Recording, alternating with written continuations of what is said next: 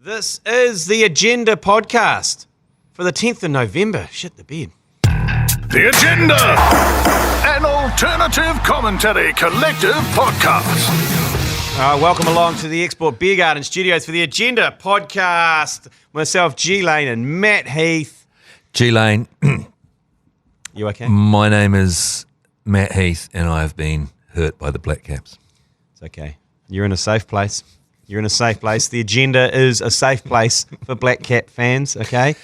The Agenda houses the Black Caps supporter support group. Yeah, and after the semi-final against Pakistan, which described by another podcast, the New Zealand team, are they actually going to try and win? Because we looked like we were just farting around a little bit compared to the Pakistanis who were throwing themselves everywhere. They were pumped up, the first pumping, fuck There's that cliche, and I know it's bullshit because everyone really 100% wants to win, but it just felt like they wanted it more, and I know that's a fucking stupid thing to say, but they just came out.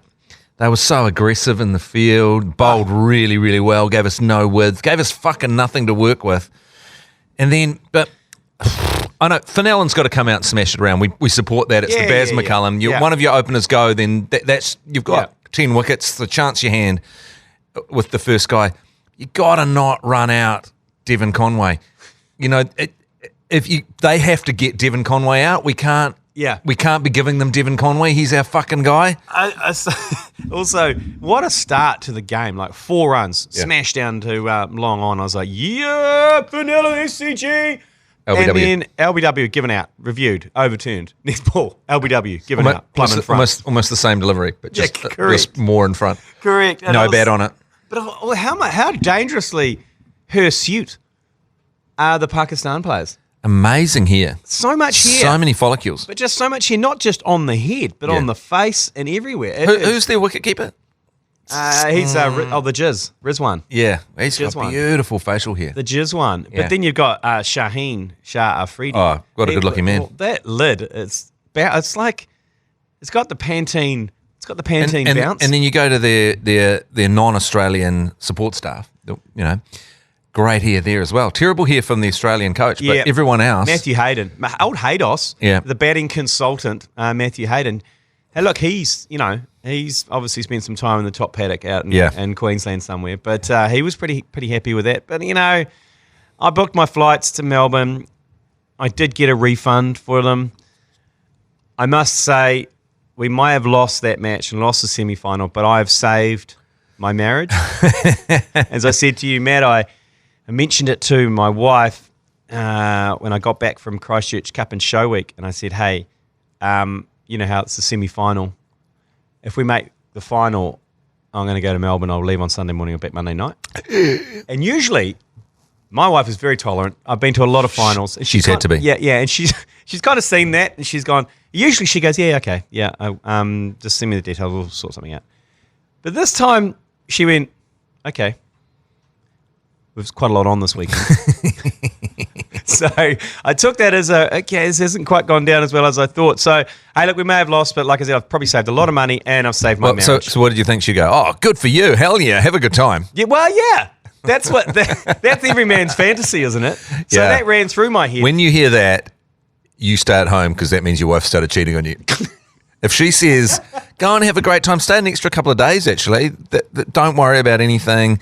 We'll sort out the money, just spend it. Stay a week. She's banging the hot dad at school.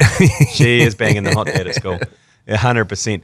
But look, I mean, do we start the Black Cap supporters support group? Well, we got through to the semi-final. I mean, we knocked Australia out. We'll always have knocking Australia out. Not only absolutely pulling their pants down and whacking their bare Australian bodies, but also losing to England. And that wiped Australia out of the tournament, which is a great thing for us. But as Jeremy Wells was saying on the Matt and Jerry Breakfast Show on Radio Hodaki this morning, he was saying we didn't fart through enough. Yeah. To really do well in the tournament, we need to fart through, and there needs to be some luck go our way. We need to have a mathematical chance of getting through, and we get there.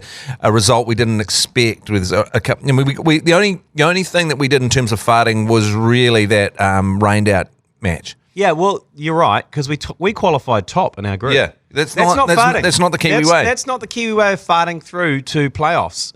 If you're going to win, you have to fart through. Unless you're Australia, you can just rump through the tournament. But Pakistan are in a great position to win this tournament because they absolute farted through. They needed the Netherlands to beat South Africa. That was never going to happen. So Netherlands help Pakistan. Fuck us. I reckon we could have beaten South Africa there. I mean, South Africa cannot win a semi-final at a major tournament. Oh, no, they're full Michael Hutchins. They are choke city, big fella. But... Hey, what do you think about Danny Morrison adding hashtag to maximum? Because he was the man that came up with, and there we have the max, and he hits it for the maximum, but he's added a hashtag maximum.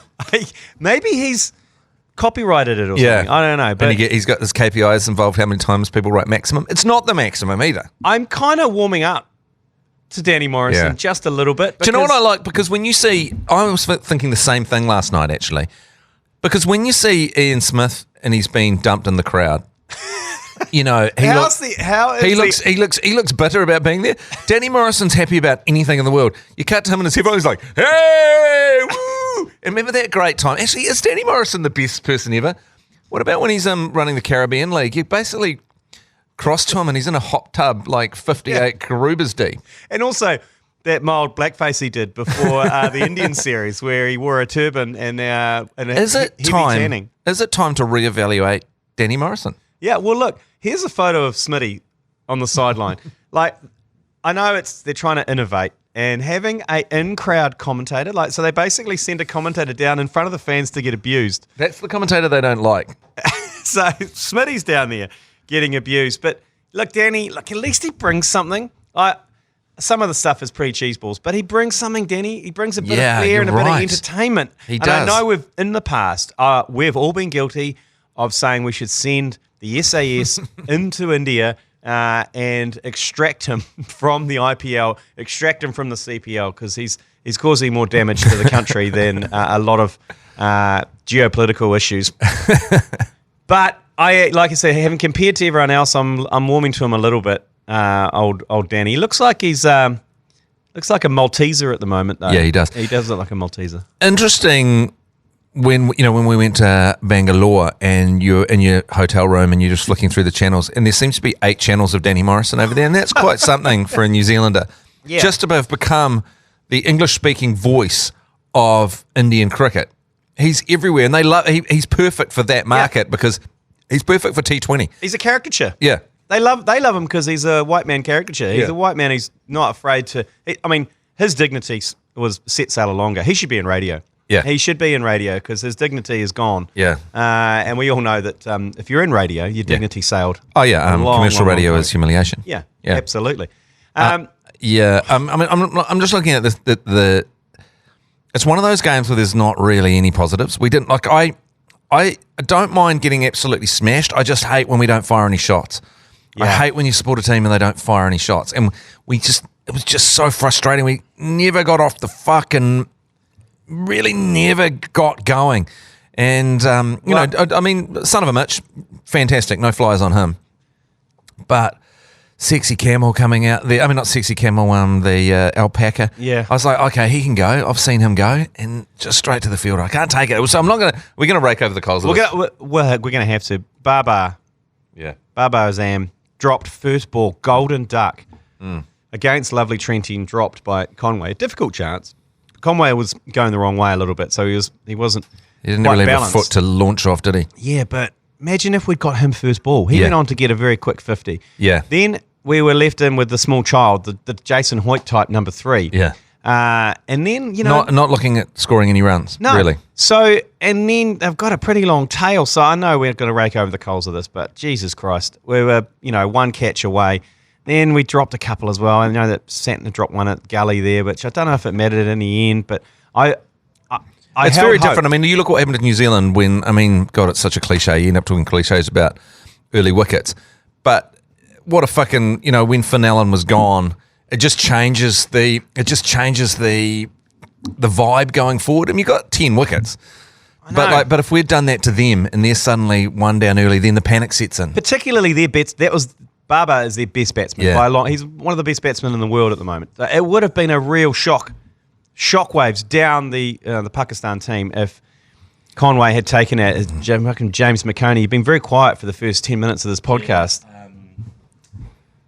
Yeah, even quieter. But look, I tell you because what, we didn't have your microphone on. The fact that you're raking over the coals still is is a terrible sign, isn't it? It's one of those games where we never really got out of which gear? Is it second or third or something? We didn't go through any of the gears. No gears. No. And that's why we Elon in Musk neutral. we were Tesla, but with a flat battery. Yeah, we were. And we're like putting on the golf cart and you're thinking you're going to have fun, and it's like, zzz. But I saw the ACC. We posted something about the Black Caps being too timid. I mean, I think we were saying last night, conservative batting. If you're getting to your 20 overs and you still got 4 wickets in hand and you're around the 150 mark, there's something wrong. So yeah, we didn't. But wasn't like people weren't eventually throwing the kitchen sink at the ball at everything, but it was just going straight to fielders. Oh, the man up inside the circle at fine leg, the short fine leg, which is a dangerous position because the ball goes so fast, only 1 metre either side of you, it's 4 runs. But we just kept hitting it straight to them. Yeah. It was so annoying. But highlight for me, Pakistan fans in general, but also the long-held Pakistani tradition of holding your newborn above your head to celebrate a 4 or a 6 or a 50 or a wicket. Lion King thing. Look, I also reckon that Inzamam al-Hulk was pretty cool, who we saw in the crowd. There were some good costumes, and someone. What do you think about that though, in terms of cultural appropriation with people using the Marvel Hulk outfit? Yeah. Is that do Americans, are they okay with that? Is that cultural appropriation? I don't know. I was just wondering. I just want to check in if it's okay. It's a dangerous landscape at the moment, Matt. So you're right to ask because I'm right to ask for a tweet by saying, No, I think disgusting cultural appropriation. I think you should take it to Twitter. Well, there's also a bit of Roald Dahl appropriation with the green Oompa Loompa wig that somebody wore, and I thought I was trying to go, where do I know that hairstyle from?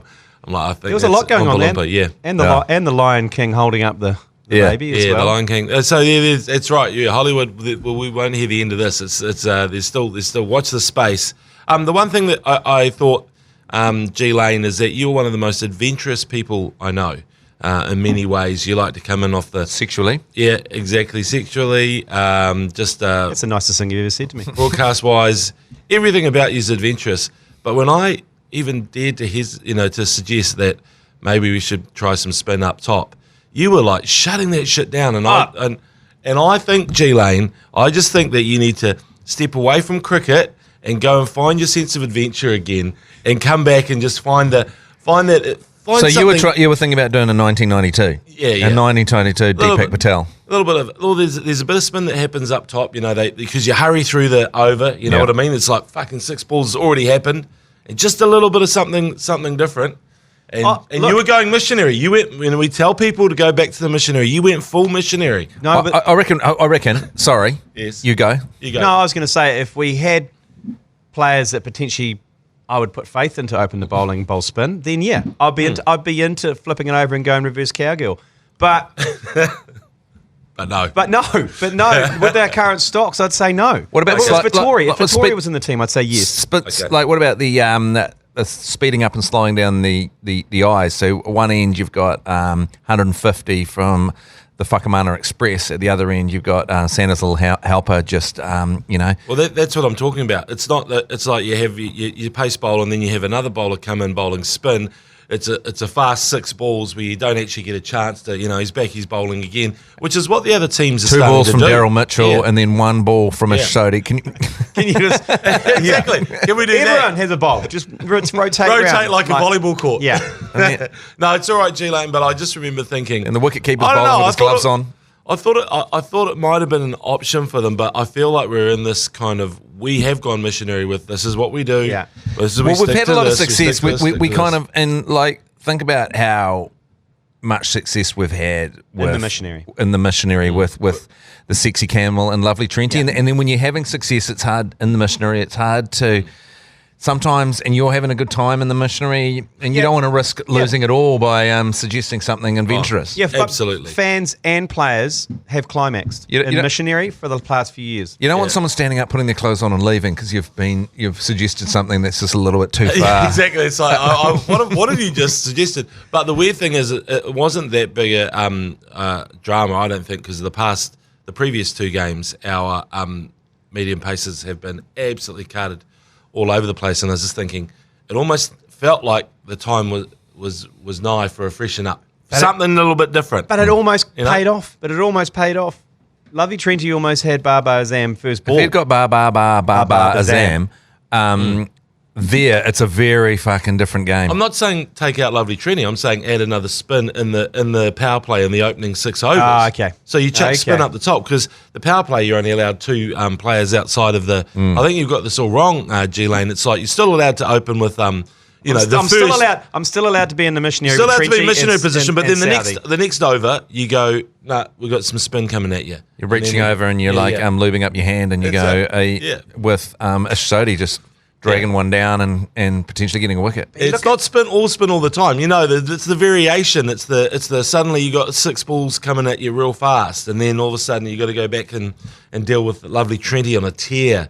We didn't have a proper keeper to take that catch, although.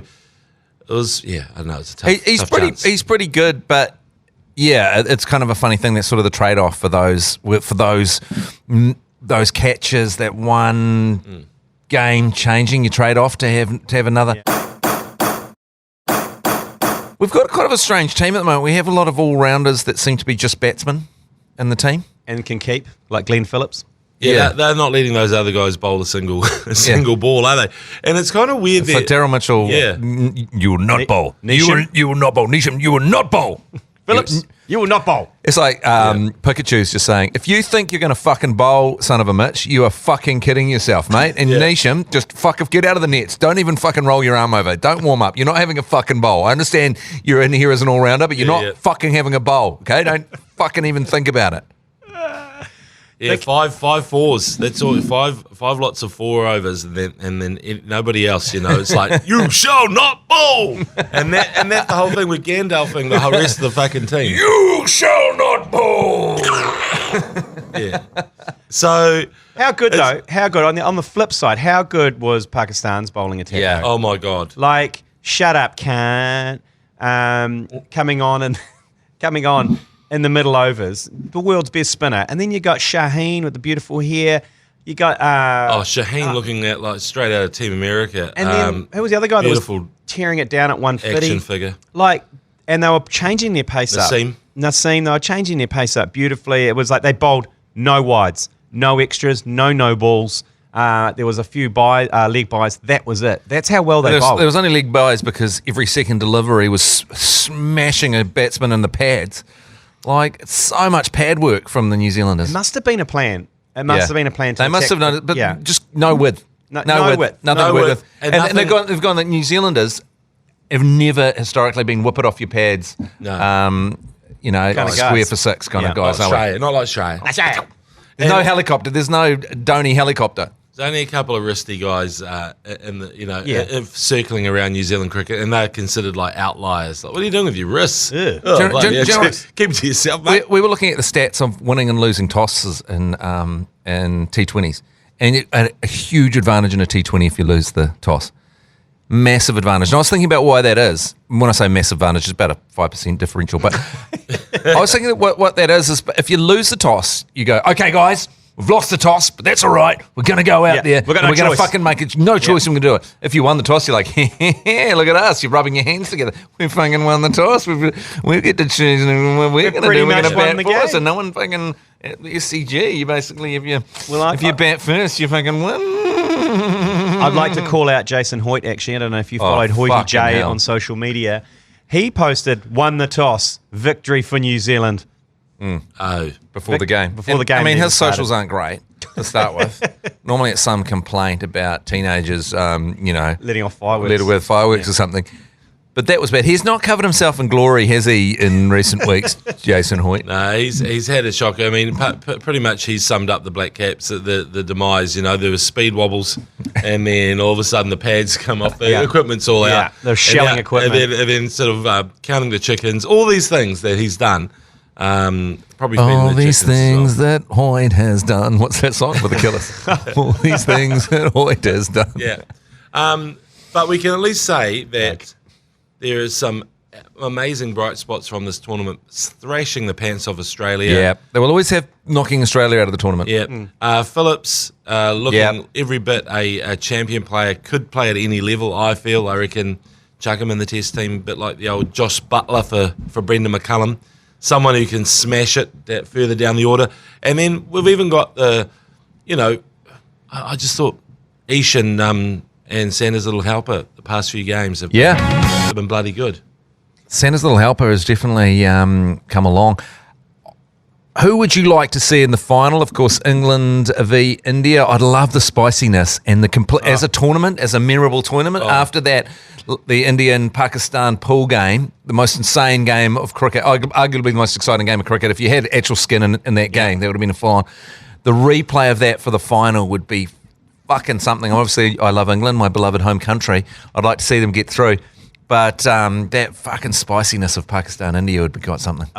Yeah, I'm hoping for that. But, I mean, look, I could quite like England just to spoil the party just a little bit. That's all everyone's boning on about. I quite like England to fart. And I think England could... They'd win if they made I think England would beat Pakistan. I think just judging by the comments we've had on our ACC social media pages and the comments about Joe Jury's mum, I actually do want India to go through, but to get beaten comprehensively and to be absolutely shahened.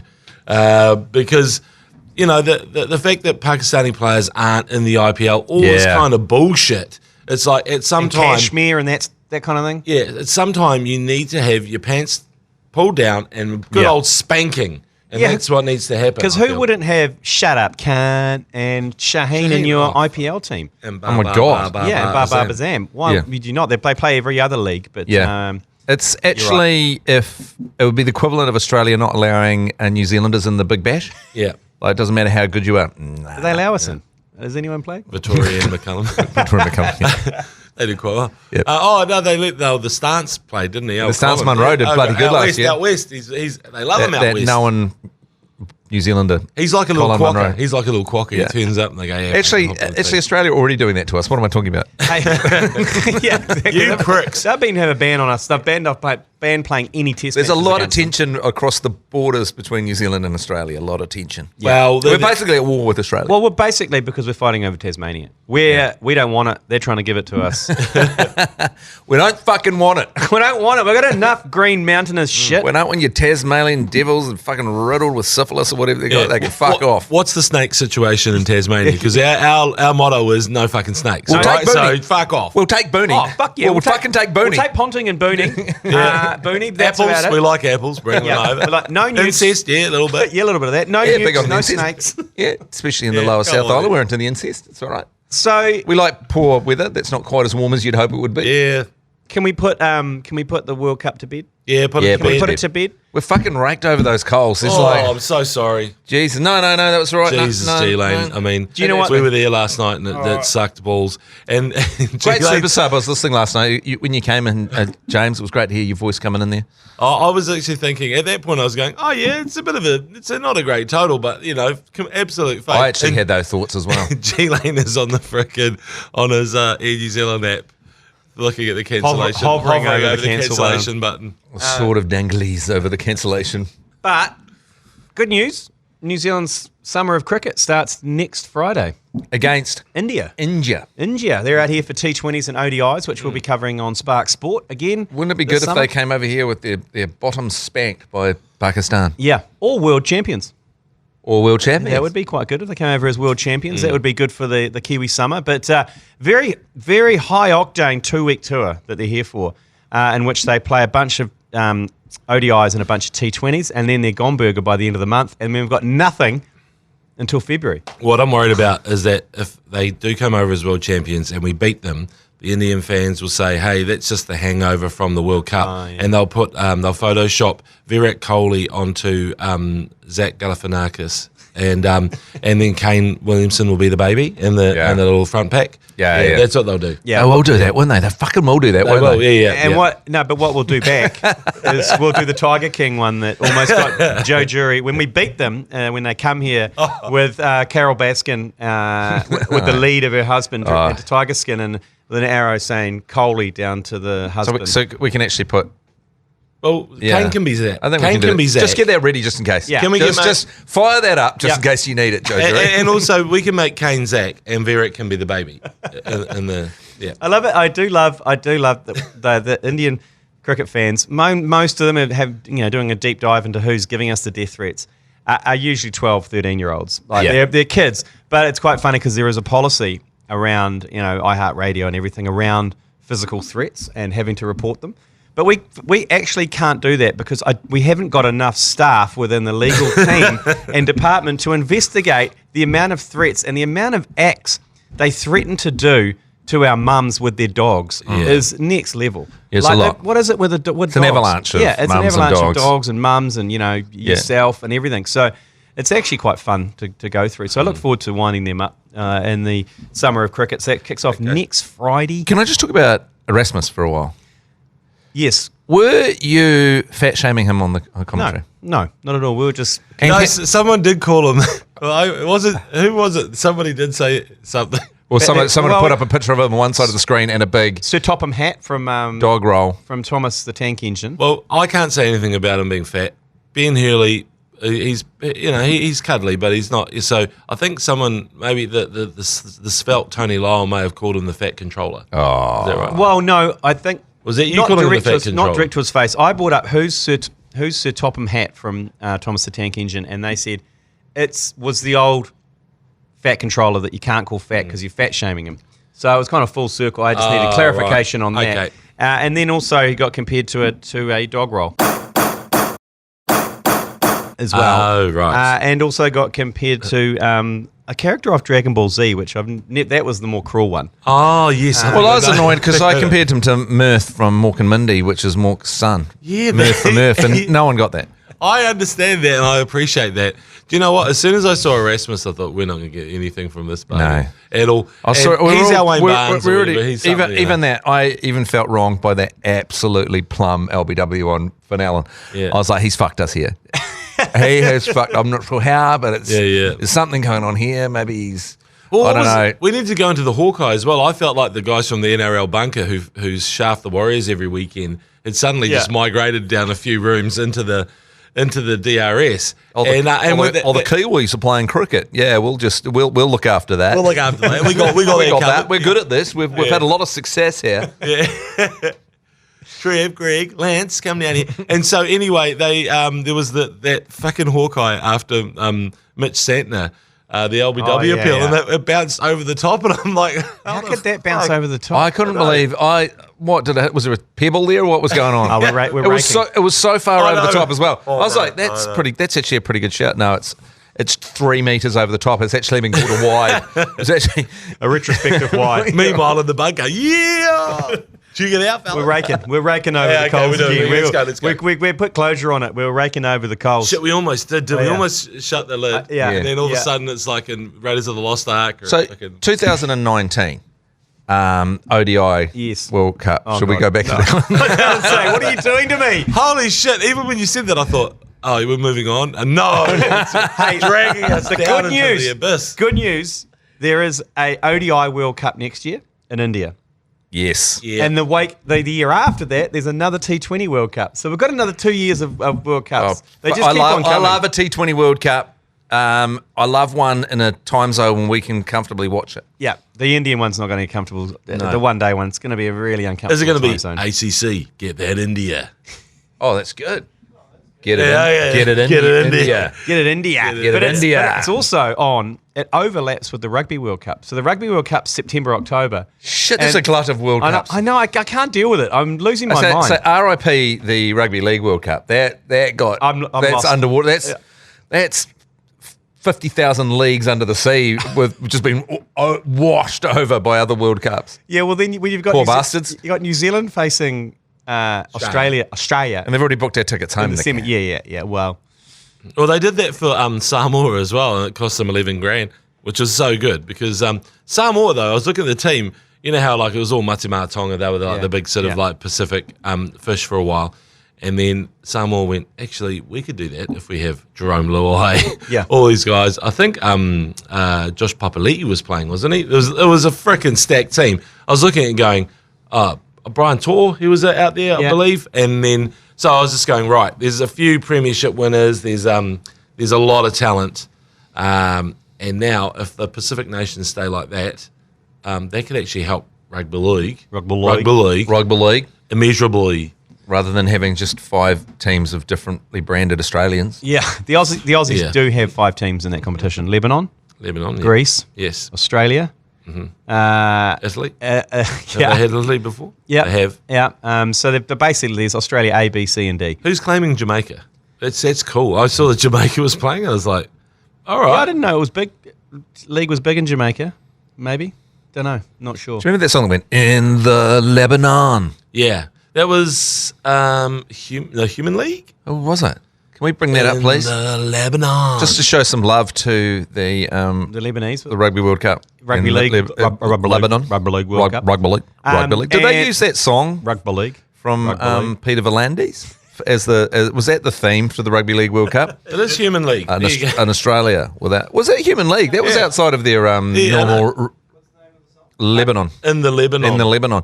That was outside of their normal. Don't you want me, baby? Oh, it's just called The Lebanon. Great song. In the Lebanon. Yeah, turns out I'm the new romantic expert after picking the. That's about it. I actually did go and see. What were the other Human League songs? Keep talking, fascination, fashion burning, love so strong. That was a good song. Hey, just I'm gonna move on from this musical waterboarding. I think we should go through and play a song for each team that's been knocked out of the Rugby League World Cup. Communication let me down.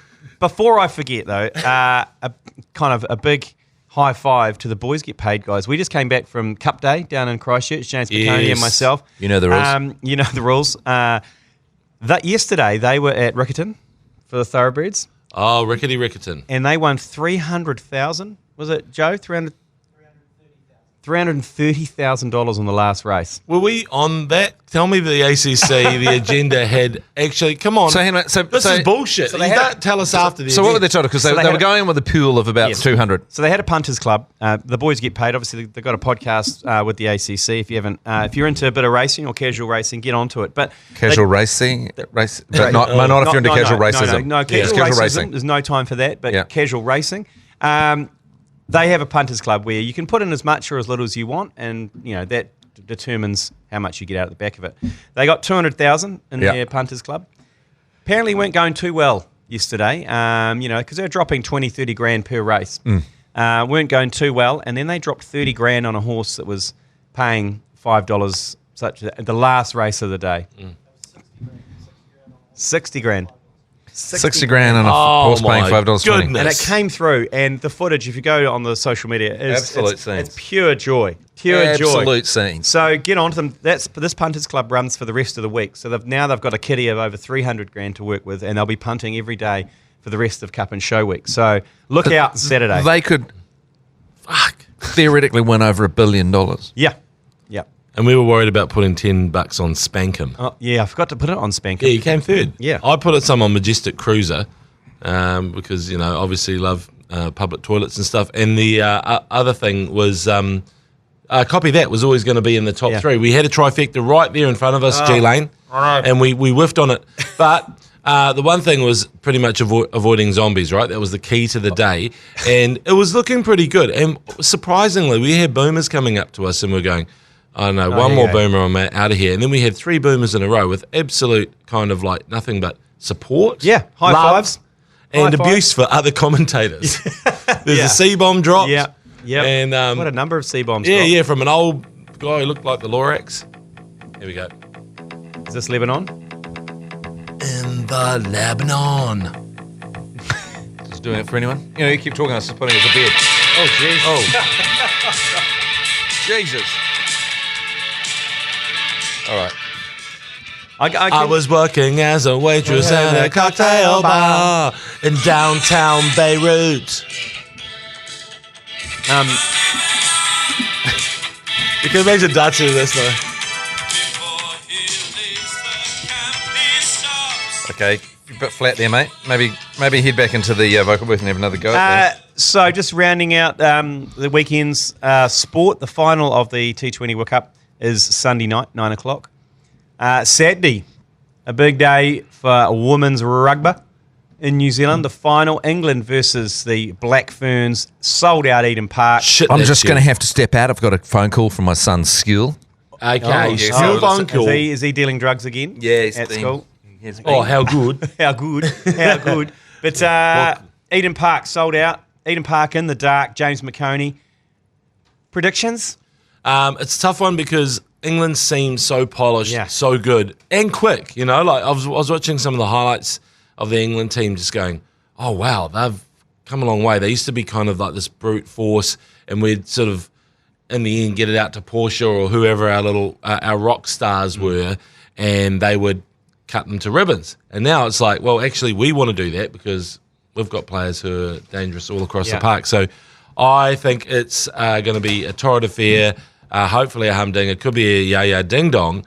And it's going to come down to a final play, a bit like that semi-final against the French. Right. I can't see either team running away with it. You just don't in those big finals, do you? Yeah, well, look, I'm Matt Heath. He's more upset the fact that he won't be able to access his house for 7 hours. A false line was just weed he was dealing. So. Oh, okay. It wasn't actual drugs. Not major stuff. I might as well.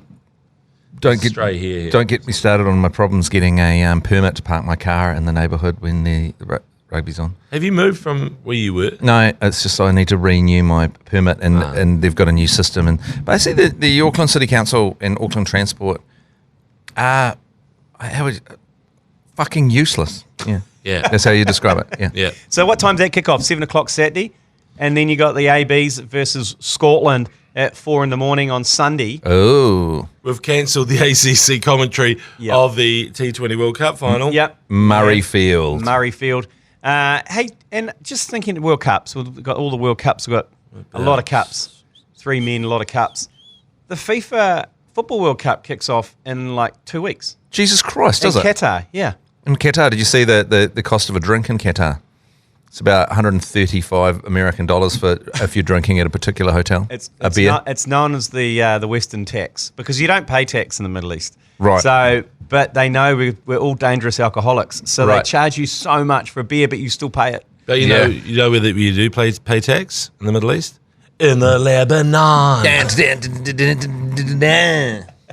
Now, G Lane, you're familiar with all that part of the world. Yes. How far is it from Dubai to Doha? Dubai sort of being a bit of a dormitory suburb for all the hooligans. It's just over an hour's flight. It's up and down. It's Auckland, Wellington. It is not far at all. So the logistics of getting people into Qatar that's got accommodation for about 14 people. Yeah, it's going to be interesting. Well, that's are we just get people going to be like walking through the desert with with thermoses and camel trains. The scene stuff from Lawrence of Arabia where it's just like in the. What is that? That's that's the English supporters trying to make it to the game on time. I have heard that if you are a massive soccer nut, football nut, basing yourself in Doha is going to be great because they've got these 8 stadiums all within about a 10-kilometre radius. Like they're all in the same place. So if you want to watch every single game of the Football World Cup, you can because it's all pretty. It's not like it's in America or Europe or Germany where you're going everywhere. It's fucking close. But if you're smart, you would base yourself in Abu Dhabi or Dubai where there is 10 flights a day going in and out of Doha and you fly in and out. Don't fuck around. Fly in and out. And it's way more fun in Dubai than it is in Doha. You're always an opportunity that you could put some kind of heinous crime at the airport though. So yeah, I don't think there's going to be so many football fans that I don't think they've got enough cells or police to deal with it. So if you've ever wanted to have sex in public in the Middle East, now's your time. Now's your chance. Now, definitely your chance. If you want to get away with it and you're up for high-risk copulation, then I recommend do it during the FIFA How sexy is that? Like they talk about some people like the risk of public sex. The risk of public sex in the Middle East is so hot. It's so hot because you can go to jail for 15 years. It's so hot. Yeah. Joe, can you find the Vindaloo song if it's on in the system? Because I think this is the greatest football fan song of all time. Vindaloo. It's a beauty. And I'm waiting for some songs to come out. I'm actually sort of nerding out on all the squads. I saw Brazil named a squad. of about 10 strikers and 2 defenders who are 38 and 39 years old. Yeah, that's smart. So Thiago Silva and Danny Alves, people might know them. They're freaking old. And then the rest is just like striker. Goes well against diver, striker, diver. Goes well against teams like Germany, that kind of that kind of approach. Totally. I was looking at it going, this actually doesn't make sense. The second team is going to be, anyway, it's ridiculous how much talent there is in that team currently. Yeah, so a lot going on. So many cups that I'm not really sure what to do with most of them. But we are going to be covering the Football World Cup. I think we're doing a daily update, podcast video from the Football World Cup. What time of day are the games? Early mornings. Shit times. There's a couple of good ones that start at 8 in the morning, but the rest are really niggly at around the 4 or 5 in the morning. Oh, that's good. So ideal for you, Matt. Yeah, good for me, You come in, because there's nothing better than when you're on the radio and there's a football match going on in the corner and like you're having a conversation. Ah! Yeah. You're going, so, it was interesting what's happening down in Wellington. Oh, fuck! Here you go, Vindaloo. Here we go. Nah. It's an English football. Yeah. Is this written by Badil and Santa as well? Isn't it written by Alex James from Blur? Oh, He's in it anyway. he's in there. This is so good. England!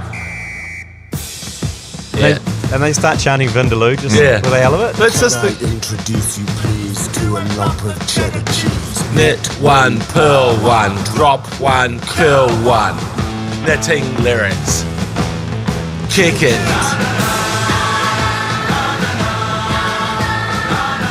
Na na na na na. This is a tune. Na.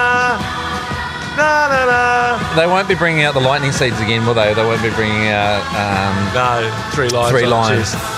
That hasn't worked for them Has to last be 2 this. times. Actually, they'll fucking bring it out. They win. They get a single draw in the tournament. It's coming home.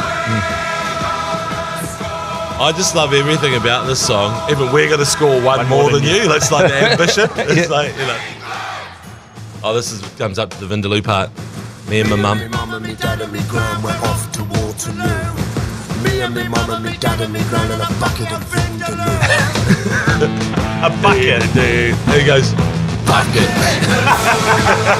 Vindaloo. Vindaloo. Vindaloo. Na na. Vindaloo. Vindaloo. Vindaloo. Vindaloo. Na na. We need this song in our lives. Why doesn't the Indian cricket team use this song? It could be Dual Nation, the song. Yeah, They should actually. it does make more sense. Yeah, fantastic. When I was in England, living in England, and they were, pitching for the Olympics, and the French said that you can't have the Olympics in London because we've got terrible food. On the front of the Sun, they had a picture of a Vindaloo, like a disgusting. It was like, piss off, Froggy. Our food's great, but they'd particularly like a really grey, like sort of yellowy Vindaloo.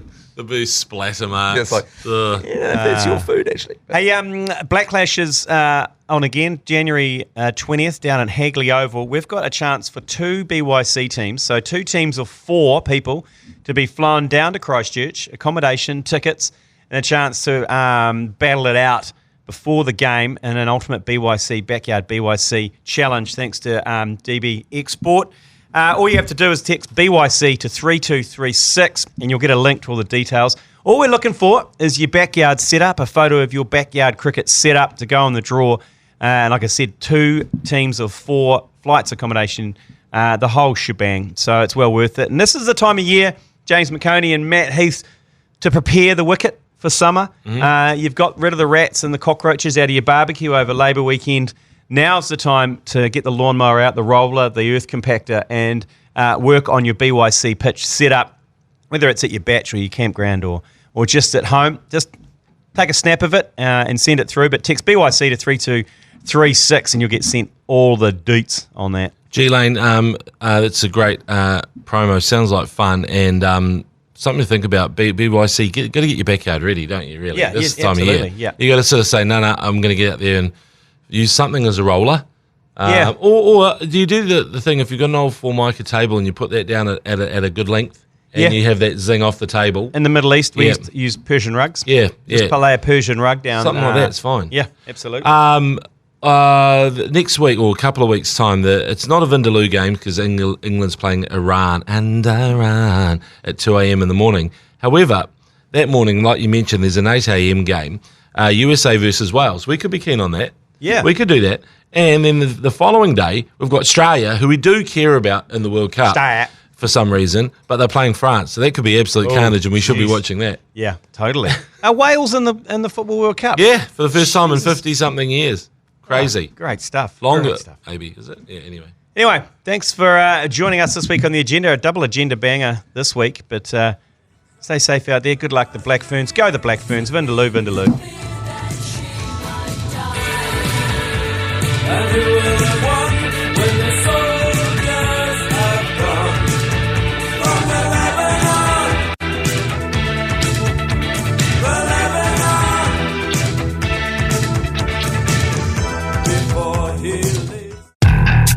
You've been listening to the ACC's Agenda podcast. For more episodes, subscribe on iHeartRadio or wherever you get your podcasts.